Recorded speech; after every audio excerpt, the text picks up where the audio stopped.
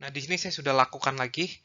Nah, jadi kita ingin mencari Y di titik 0,4 dengan menggunakan informasi di Y di titik 0,2 yang kita sudah dapatkan sebelumnya. Nah, sebelumnya kita harus mencari turunan-turunannya dulu ya. Nah, di sini saya sudah cari nih turunan pertama terhadap T itu adalah ini, T min Y per 2.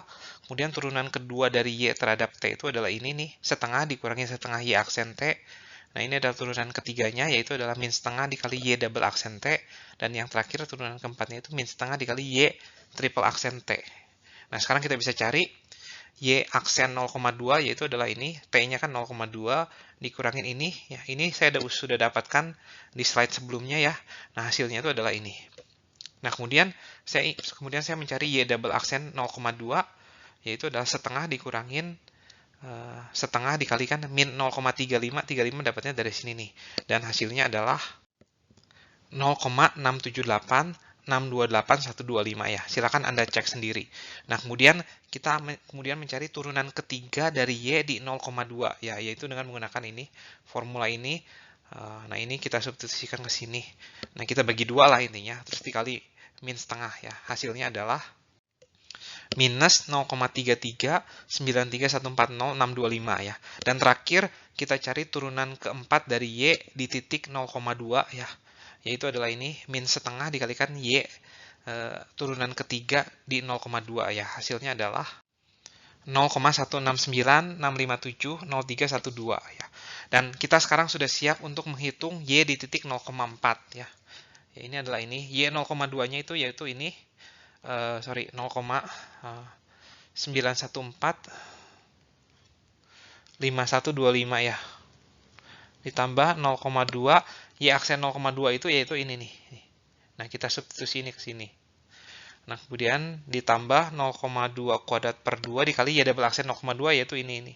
Kita substitusi ke sini, dan yang ini juga kita substitusi ke sini, dan yang terakhir kita substitusi ke sini ya. Nah, hasilnya itu adalah 0,85619270043 ya. Nah, di sini dari contoh ini Anda sudah bisa melihat betapa melelahkannya ya menghitung solusi numerik dengan menggunakan Deret Taylor ya. Dan lagi kita tidak bisa menggunakan software ya atau perangkat lunak untuk menyelesaikan Deret Taylor ini karena melibatkan turunan ya. Nah, oleh karena itu metode Deret Taylor itu tidak terlalu favorable ya, maksudnya tidak terlalu disukai karena ribetnya mencari turunan ini nih ya. Nah, tapi sekarang saya ada satu contoh lagi supaya Anda bisa lebih jelas ya. Nah, berikut ini adalah satu metode Deret Taylor lagi, satu contoh PDB yang akan kita selesaikan dengan menggunakan Deret Taylor. Namun di sini saya tidak akan mencari Y 0,4, saya cukup mencari Y 0,2 aja ya. Jadi satu step aja cukup ya. Jadi saya ingin mencari Y 0,2 itu berapa.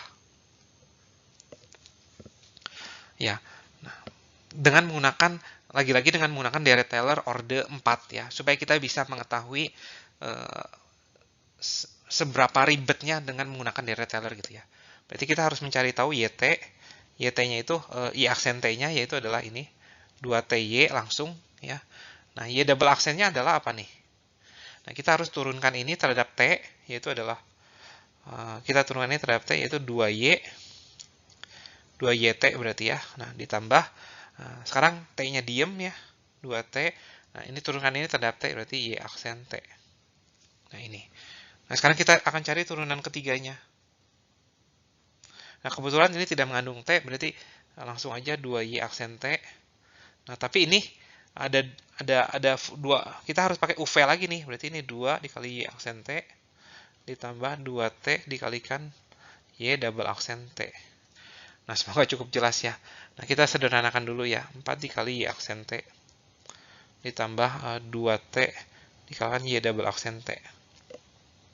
Nah, turunan keempat dari T yaitu kita turunkan lagi yaitu 4 dikali Y double aksen T ditambah ini 2 dikalikan Y. Nah, ditambah 2T-nya diem, sekarang ini jadi Y triple aksen T. Sehingga kita punya 6 Y double aksen T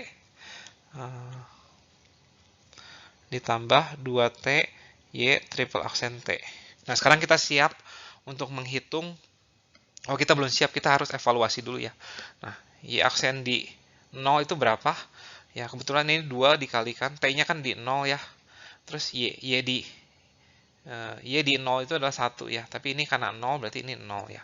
Jadi cukup cukup menguntungkan ya, karena T-nya itu 0 ya. Nah, Y double aksen T itu apa? Y double aksen T itu adalah 2YT, 2Y0 berarti ditambah 2 dikali 0 dikalikan Y aksen 0 ya.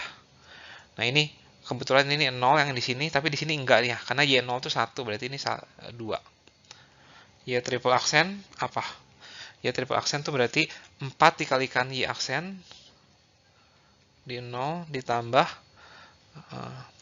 2T, yaitu 0 nih, dikalikan Y double aksen di 0. Nah, ini pasti 0, dan kebetulan Y aksen tuh 0 nih, berarti ini 0, berarti ini kita dapatkan 0 ya. Nah, terus yang keempat, turunan keempat adalah ini kita punya 6 Y double aksen di 0 ditambah 2 dikali 0 Y triple aksen di 0 ya. Nah, ini pasti 0, tapi yang ini nggak 0 nih, karena Y double aksennya nggak 0, yaitu 6 kali 2 itu 12. Nah, sekarang kita siap untuk menghitung Y di 0,2, yaitu adalah Y di 0, Y di 0 itu 1, ditambah 0,2 dikalikan Y aksen di 0, yaitu 0, tambah 0,2 kuadrat per 2, dikali Y double aksen di 0, yaitu 2, 0,2 pangkat 3 per 6, dikalikan Y triple aksen di 0, yaitu 0, dan terakhir 0, turunan keempat per 24, dikalikan ini jadi 12 ya. Nah, ini hasilnya tuh adalah 1,0408. Nah, ini contoh yang kedua, semoga cukup jelas ya bagaimana menghitung ini turunan ke 1, turunan kedua, turunan ketiga, dan turunan keempat dari setiap titik ya. Jadi seandainya saya minta Anda untuk mencari di 0,4, harusnya Anda bisa ya. Silakan dicoba sendiri bagaimana mencari Y di 0,4 dengan menggunakan metode Dirac-Teller ini. Selanjutnya, kita ingin menyelidiki seberapa akurat sih metode Dirac-Teller ini tuh. Namun ini sangat tergantung dengan soalnya gitu. Maksudnya kita diminta untuk melakukan mencari solusi numerik itu dengan menggunakan Dirac-Teller sampai orde keberapa gitu ya. Jadi selama ini dari dua contoh sebelumnya itu kita itu mencari solusi numerik dengan menggunakan metode Dirac-Teller sampai turunan keempat ya. Oleh karena itu jika Dirac-Teller yang dipakai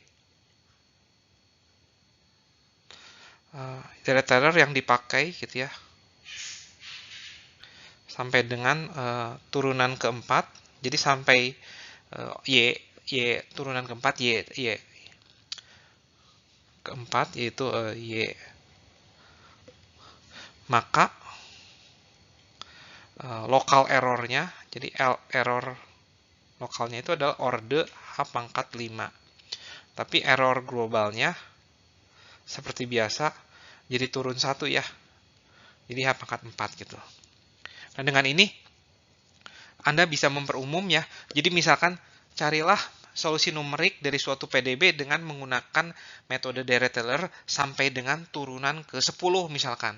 Oleh karena itu, error lokalnya itu adalah orde H pangkat 11, tapi error globalnya orde H pangkat 10 gitu ya. Jadi selalu nambah 1 ya untuk error lokal, tapi untuk error global selalu berkurang 1 gitu ya. Jadi semoga cukup jelas ya kenapa. Nah, alasan dari sini ke sini ini alasannya sama seperti yang kita pernah turunkan untuk metode Euler dan metode Hahn.